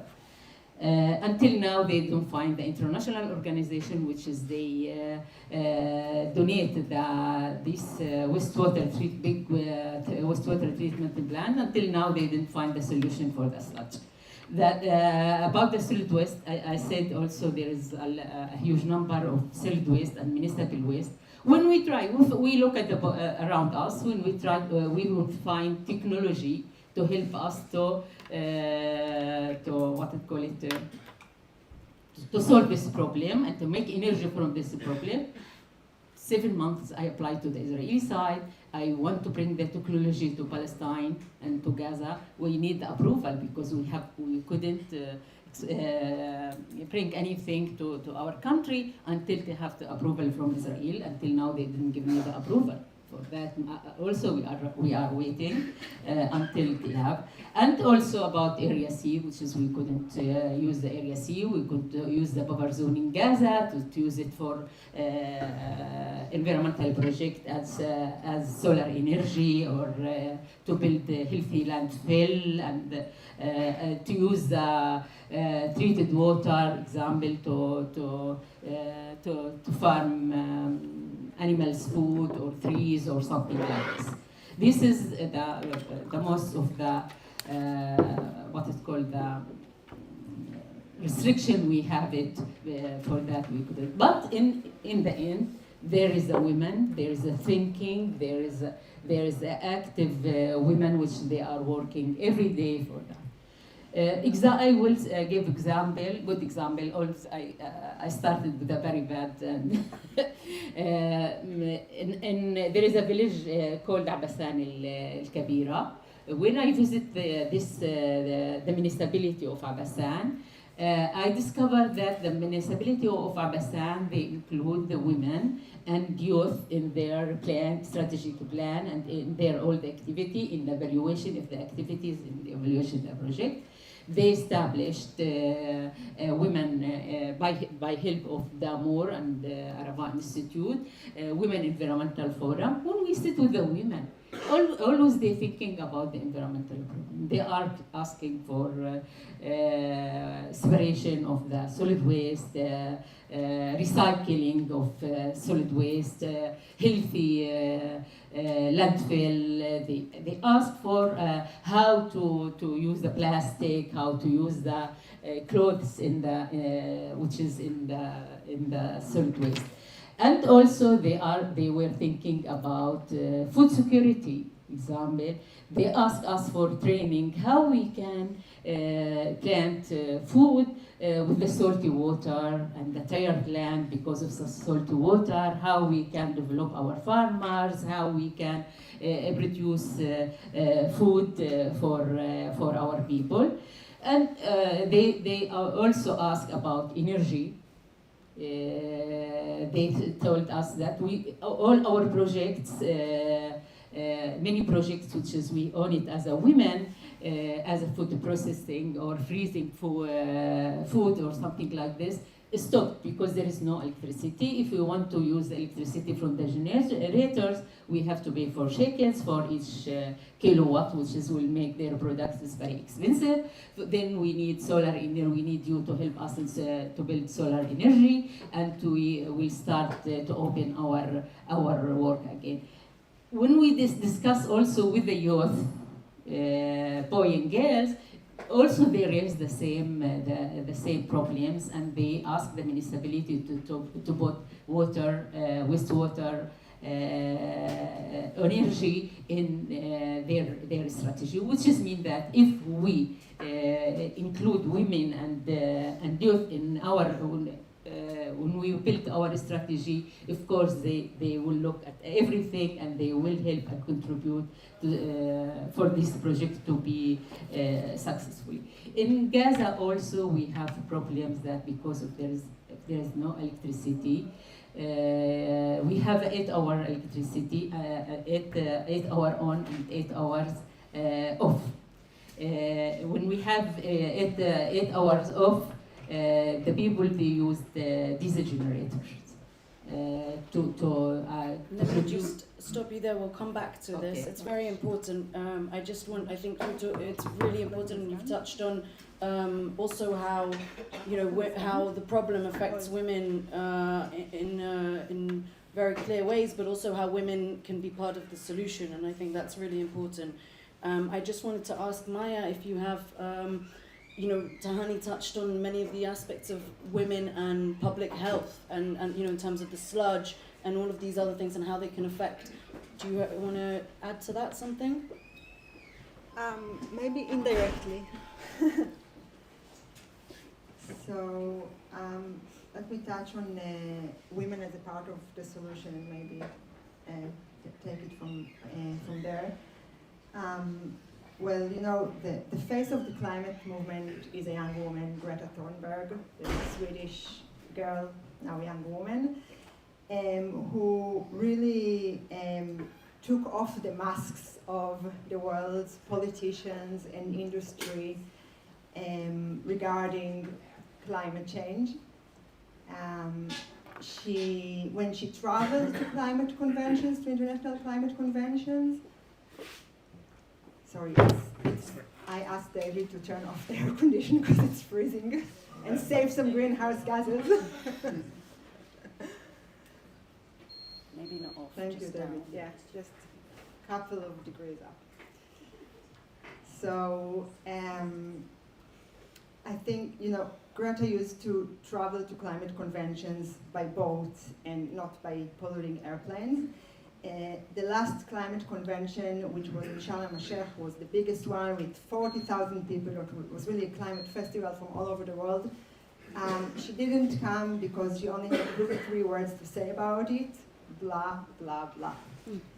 And I think she's a very courageous young woman who is facing a very masculine, very man world of politicians, of country leaders who are mainly men, of the oil and gas and coal industry, who is mainly dominated by men, an industry that is among 50 companies of energy production from these fossil fuel sources that is responsible for about almost half of the greenhouse gas emissions. And I think that she's an example and an inspiration. We have a lot of female and male, by the way, inspiration in the climate scene also in our region. If I just focus on Israel for 1 second, the current Minister of Environmental Protection, who I strongly disagree with politically, Idit Silman, he's a woman, and her predecessor, Tamar Zandberg from the left Meretz party, who is not currently in Knesset, is also a woman, and these 2 women don't have much in common, but they've both done more than anybody in Israeli governments to progress a climate bill, climate act. Did they succeed? No. Did the law pass? No. Was it budgeted? No. But they definitely put it on the government agenda, the government table, and they've made progress.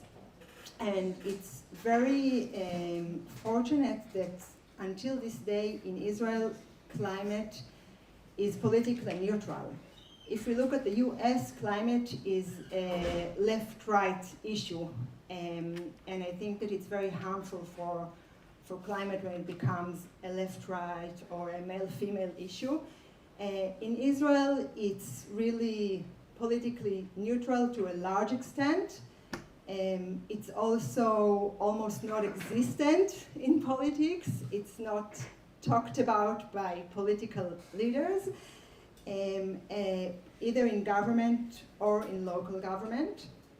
But I think that we are seeing more people, including women, in local authorities who are leading climate mitigation and climate adaptation across the board, both in Jewish and Arab towns in Israel. And we are seeing a lot of alumni of the Arava Institute taking leading positions in climate action in Israel, both in local government and in NGOs, in many projects. So we have good examples of women who are making a change. For example, just to mention a few alumni, Alaa Obed, who is turning Shefa'am, or the city of Shefa'am, into the first Arab city who has an adaptation plan. Zobada Ozeri, also alumni of the Arava Institute, who is at the Israel The New Israel Fund doing this work, Manar Saraya, another alum who is on the Green Building Council, some male as well, such as Farid Mohammed, my dear friend who is here in the audience, and also some NGOs, both environmental and feminist NGOs in Israel that are doing climate action, that are building networks and collaborations, cross-cultural, cross-borders, and giving us some hope. Thank you very much. We are kind of out of time, but I would like to ask if you have any final comments on that, Tahani. Any final remarks on the subject? Although I feel like we have covered a lot here. Maybe I will speak about Take this one. about the cooperation and democracy in the field of climate change. I think in environmental issues and to work for climate change, the cooperation is very important. We can exchange the ideas, solutions, technology. We can facilitate the things to us, to each other. I will give example, a partnership with Araba Institute. When we have problems, when the community or women raise problems, we come and discuss with them, we find together the solution, and after that we can find the fund for these solutions, and after that they help us to facilitate the movement for us and for also the technologies or the devices which is we want to bring it to Gaza, which is mean that it's a very important. The second thing is that the democracy. If there is no democracy and election and quota for women to be in the decision-making positions, I think we will miss a lot of support for environmental project or raise environmental problem, because the women to be in the decision-making position, it will help a lot in this field. Thank you very much to both of you, Dr. Maya Negev, Tahani Abu Daka. I think that was an excellent point to end on. Thank you.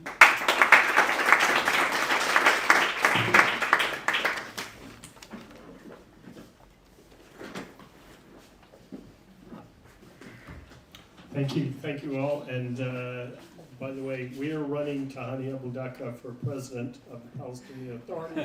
We're starting the campaign now. Maya Negev for Sarata Briut. Okay, to introduce our final speaker, I'm going to invite my friend, Dr. Shaddad Attili, who former minister for the Palestinian Water Authority and currently advisor to Palestinian Authority negotiations, and now the chair, is that your title? Chair of the Water Bank, International Water Bank? Secretary General. Secretary General, sorry, okay. Well, thank you, David, and good evening to you all. I'm asked to introduce His Excellency, our distinguished keynote speaker for tonight. He's the one who's going to tell us where we are heading, because we are too much really involved from the inside, so we cannot see where are we heading. So our distinguished ambassador, Dennis Ross, he's seeing us from outside. He's going to tell us where Israel is heading, because we are seeing you demonstrating each Saturday. Where are we heading? Because we lost any hope of two-state solution, because you work a lot on the peace process and you shape the Oslo Accord and you work on many other accords. Okay, so you are very much involved, sir, and we would like really to hear where are we heading, and if the two-state solution collapses, so what's the alternative? And where's our region heading? And with all what we hear as Arab Damur, we are very heavily involved in energy, food, water nexus, and we call this the cross-boundary cooperation. So what about the regional cooperation? Whether we like each other or not, it's a must that we are working together addressing the climate change. addressing the water scarcity, the food, and all this stuff. Without any further ado, our keynote speaker, who gonna tell us and who gonna bring some answer, please, because we really enjoy just to know where are we going. So please, and we are all No pressure then. here. Thank you. So yeah, no pressure. You know, listening to the kind of problems we see associated with climate change. You're talking about what's going on in Gaza, or you're talking about how women are, and those who are least equipped to deal with climate change are the ones who suffer the most from the consequences of it. You know, I couldn't help but sort of think as I was listening to you, you know, if you take a step back, I don't know how many of you have seen some of the disaster movies like Armageddon or Asteroid. You would see these movies, and what does it say? It says the world will come together when we face these colossal challenges that confront everybody the same way. Hasn't happened, has it? I mean, think about the fact that if there is one issue where this should have been the case, climate change is it, right? You were talking about what went on at the COP, and you were describing that mostly what they did was blah blah.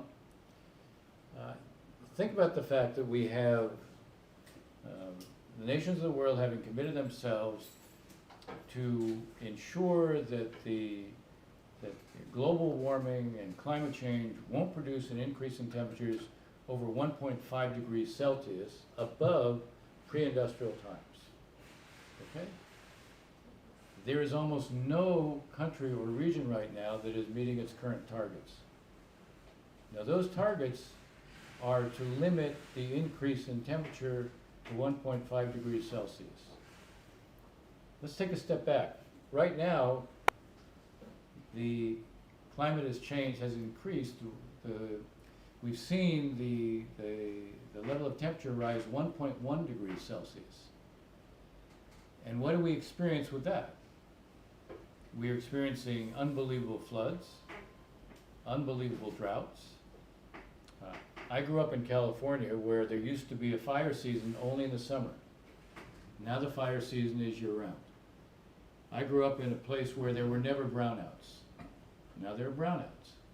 This is in California, the United States of America. We look at droughts in Africa that basically have ended the ability to produce farming and agriculture. It produces huge numbers of refugees. The war in Syria, mostly Bashar al-Assad is mostly responsible for it, but there was a drought there that moved 1.5 million people out of the countryside, out of farming, to cities that could not absorb them. We are seeing already the consequences of climate change well before we get close to the 1.5 degrees Celsius increase.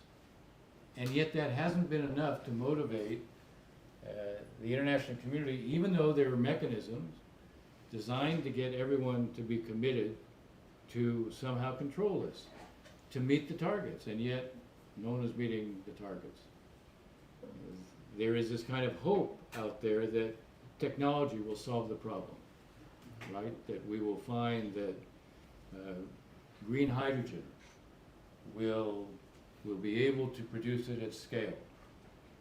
And the energy that's required to produce it, which right now is extremely high, not to produce it at scale, will itself not add to the problem. There is this hope somehow that there'll be what we call a kind of silver bullet, a magic bullet, that will solve this. And maybe it will. Maybe we'll find that we'll be able to do carbon capture in a way that we haven't been able to do it yet. Maybe there will be a breakthrough on green hydrogen. Maybe we will see what's known as high voltage direct current, which allows you to transmit renewable energy from solar and wind thousands of miles, which you couldn't do before. You still, when you produce that, you still require a space to be able to store it. So maybe all these things will come together, but I don't know that we should count on any of that.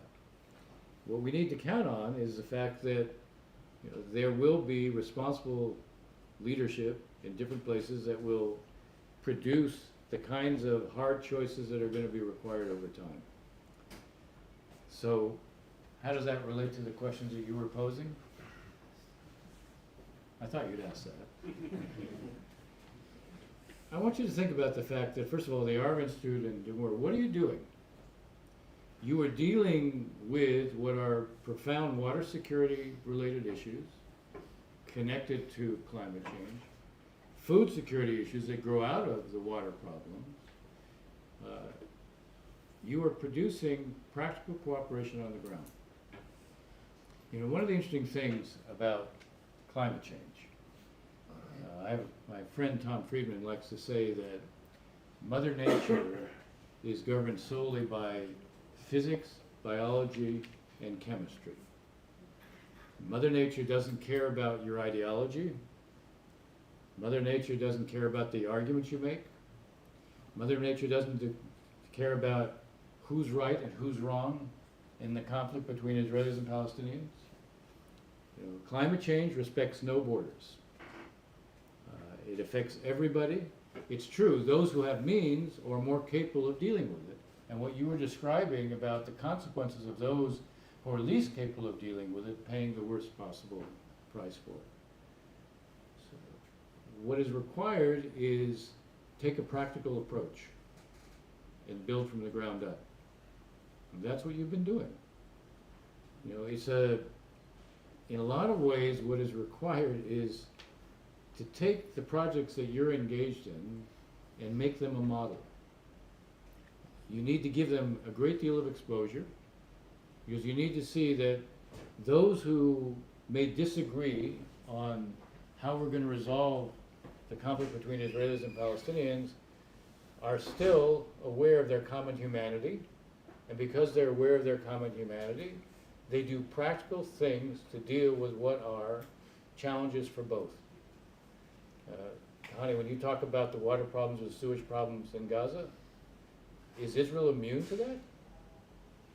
The sewage goes out into the Mediterranean, and which way does it flow?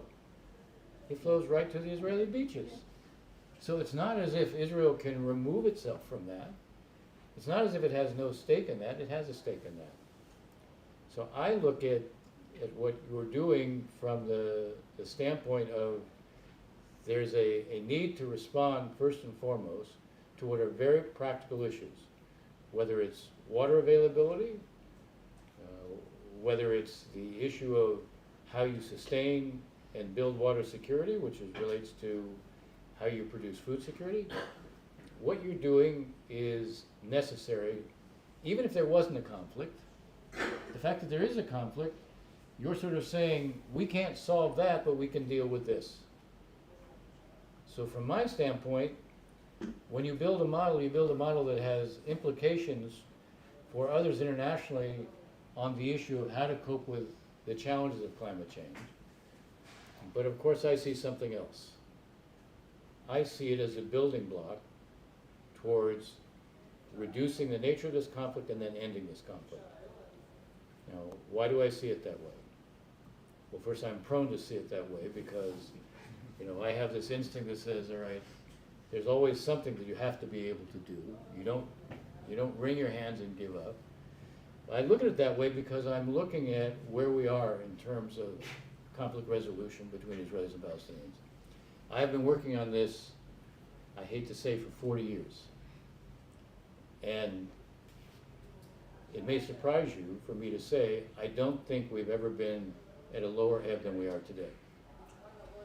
The Second Intifada was much worse in terms of the level of violence, but it wasn't much worse in terms of the level of complete hopelessness. No one believes that this is a conflict that can be solved any longer. I mean, I look at the polling, you know, on both sides, by the way. There used to be majorities that favored a two-state outcome. Now that's not the case anymore. Is it because both sides said, oh, we really didn't believe in it to begin with? No, it's because it seems so implausible. Why invest in it emotionally? Why invest in something that you think is never going to happen? That's why the numbers have dropped so much. So one of the challenges is how do you begin to restore faith? How do you begin to restore a sense of possibility? We can't do it at the political level right now. We have an Israeli government that is not capable of negotiating a political settlement with the Palestinians. But we have a split on the Palestinian side between Hamas and Fatah and the PA. They're also not capable of negotiating an outcome. So this is not a case where one side bears all the responsibility. Those who say, let's go negotiate, I can tell you, and I'm a negotiator, I'm a mediator. I wouldn't bring the parties together today. The first thing you do as a mediator is you find where's the common ground. There is no common ground between the two sides as it relates to the political issues. It doesn't mean there couldn't be common ground for some practical projects.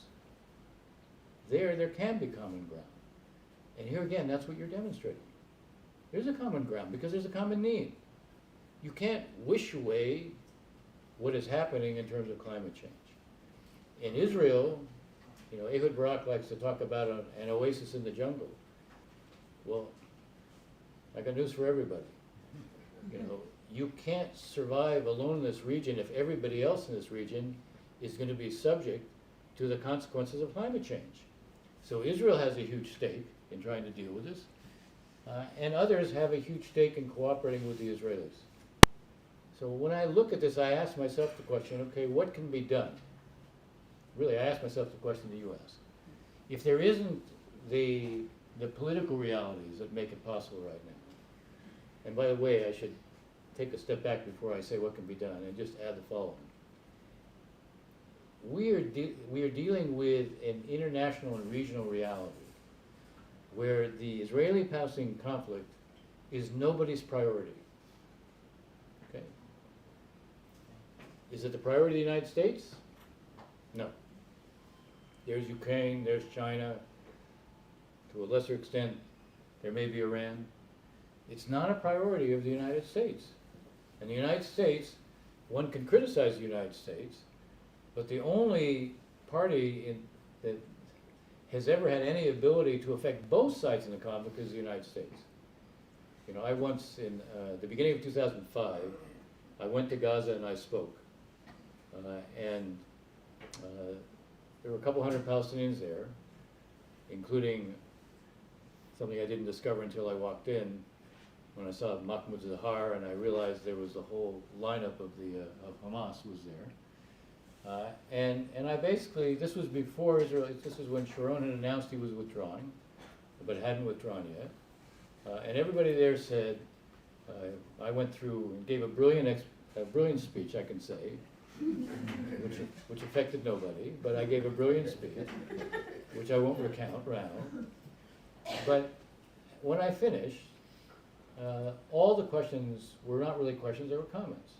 And all the comments were, the U.S. isn't an honest broker, you can't be a mediator. This was the beginning of 2005. We had experienced 4 years of the Second Intifada. So I asked everybody, I said, okay, you said the U.S. can't be a mediator. The Bush administration had come in and they had walked away completely from what we had done during Clinton. So under Bush for those 4 years, we hadn't been an honest broker, a dishonest broker. We weren't a broker at all. We walked away from it. And I asked this audience, which had not been shy, I said, can anybody here tell me that you're better off after these 4 years than you were with the U.S. walking away from it? And an audience that wasn't shy, no one raised their hand and said they were better off. And I said, the U.S. didn't block the Europeans from coming in and being a mediator. It didn't block the Russians from coming in and being a mediator. It didn't block any international organization like the UN from coming in and being a mediator. But none of them came in and were mediators. Why? Because they understood. They didn't have the means to be able to change things. China today presents itself, look, we mediated between Saudi Arabia and Iran so that they restored their diplomatic relations. Think there's real peace between the two of them? You think that China's assuming any responsibility if this breaks down? And by the way, the Iranians are increasing the level of arms they're providing to the Houthis right now. You think the Chinese are going to stop that? I'm not saying the U.S. is this perfect mediator, because obviously we're not. What I am saying is, if the U.S. doesn't play a role, nobody else steps in to play the role. So, it's not a priority for the United States. It's not a priority for the Europeans because of Ukraine. Even the resources available, the Europeans might have provided before, they're not available in the same way that they were before. I'm getting the sign I have 5 minutes. I was just getting warmed up. Okay, so the context doesn't lend itself to any big sort of peace initiative because of what's here, what's with the Palestinians, and nobody else, including, by the way, the Arabs. This is not a priority issue for the Arabs. So if it's a priority issue for nobody, what do? You'll do two things. You will build from the ground up. You will take these kinds of projects to show that cooperation is possible. First thing we have to demonstrate for Israelis and Palestinians alike is that cooperation is actually possible and makes things better. Okay, we can't solve it, but we need to demonstrate that you can change the reality for the better. So the projects that you focus on, let's give them greater exposure, let's show the payoff, let's build on them to do more. You need to show not just the public, you also need to show those who might contribute and be donors. Okay, you're not doing a whole lot else, but here you can do something. And you do something for the better. You have already succeeded in gaining some significant donations, at least from the EU. There is a $50 million a year that is available in the US to promote projects that enhance cooperation between Israelis and Palestinians. The measure should be what makes a difference. One of the things I want to continue to push, I said I've already tried so far without success, but it doesn't mean I'm stopping. If that were the case, I wouldn't have continued to do what I do. I want to focus very heavily on water infrastructure in the West Bank and in Gaza, because I want to show that you can demonstrate for Palestinians something that everybody there will realize there's a change. You make water much more available, everybody in the West Bank and Gaza will note, okay, something's different. If we're going to restore a sense of possibility, we have to show that something is different. Now that's a bottom up, but there's also a top down. This is where the Abraham Accords come in. The Abraham Accords say the UAE is not walking away from the Abraham Accords. It's lowering its profile, but it's not walking away from it. There is, when it comes to certain kinds of projects, including, by the way, in this area, there was an announcement today. There's a cooperation between an Israeli firm and the UAE on building satellites with the kind of reflectors that are designed to, in a sense, absorb certain kinds of rays from the sun. If you build this on a large enough scale, you begin actually to be able to change the temperature. Obviously, this would be huge, even bigger than green hydrogen and the like. But here's a deal that's just been done on something very practical. I want to bring the Emirates into doing for the Palestinians what they did with Jordan, the investment in a solar field, which is not, it's moving ahead even if there are some problems, a solar field where they provide energy to Israel and Israel provides water to Jordan. Why can't we do something similar for the Palestinians in terms of either something like that or major investment in water infrastructure for Palestinians? Now, for them to do that, it also requires cooperation with the Israelis. That's fine, because what it does is it shows you can change the realities on the ground. We need to think about how you do the bottom up, but you also then think about the top down. The U.S. right now, what is the U.S. doing? The U.S. is trying to broker normalization between Saudi Arabia and Israel. Right? The Saudis are focused primarily on a set of conditions that are in their interests. Not a surprise that Saudi Arabia now is shaped by a leadership that uses nationalism and modernization as a source of their legitimacy and their identity, not Wahhabism. So they will rationalize whatever's in their interest, they'll do it, they'll take that step. At the end of the day, they will say, okay, we have to do something for the Palestinians too. We need to use this outreach, this move towards normalization. You basically say, okay, what are the kind of things that can be done for the Palestinians at the same time? With the UAE, with the countries that are part of the Abraham Accords, How do they use their leverage with Israel to also take steps towards the Palestinians? You begin to break this sense that nothing can be done and time is up. So I'll take one more minute even though time is up. You begin to show from both levels, from the bottom up, but also from the top down, that you can change what is a paralyzed situation. If you begin to show that something can change, then you begin to restore a sense of possibility and hope.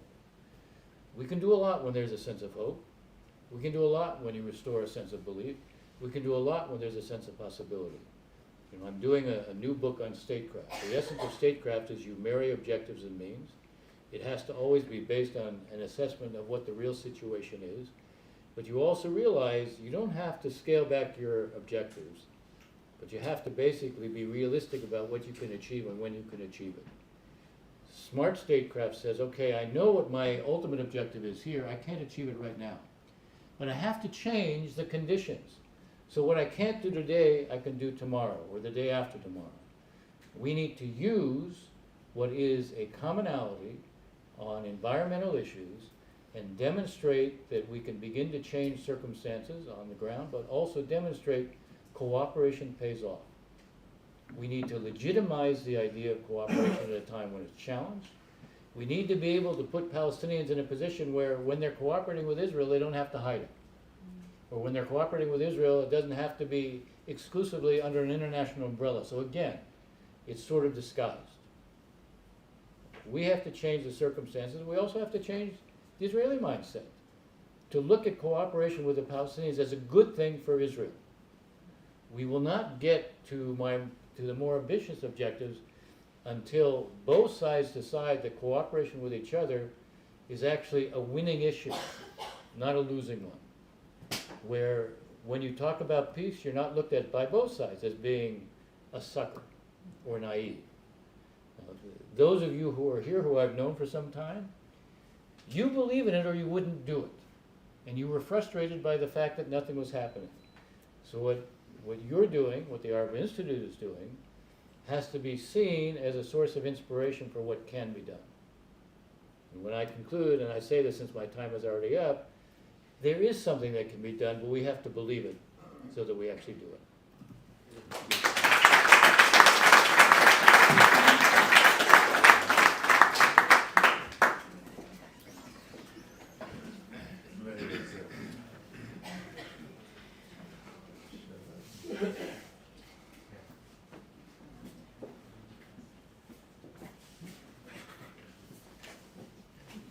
Okay. So I think our time is up, and I hope that we managed to shine the spotlight on some of the projects that we managed to do in the last few years. And I really would like to thank, first of all of you for staying with us late. It's a short conference of 3 hours, but these 3 hours required probably 6 months of work and preparation. And this conference would be such a success without the great work of, first of all, Iri, please stand up.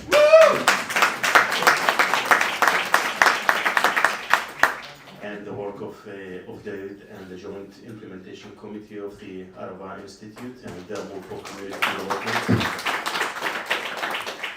And I hope that also we managed to prove to all of you that we managed to restore hope, and we will not give up. We don't have the luxury to give up. This is the way that we believe in it. Please join us to keep the great work and the momentum that we have at the Track to Environmental Forum. Thank you so much.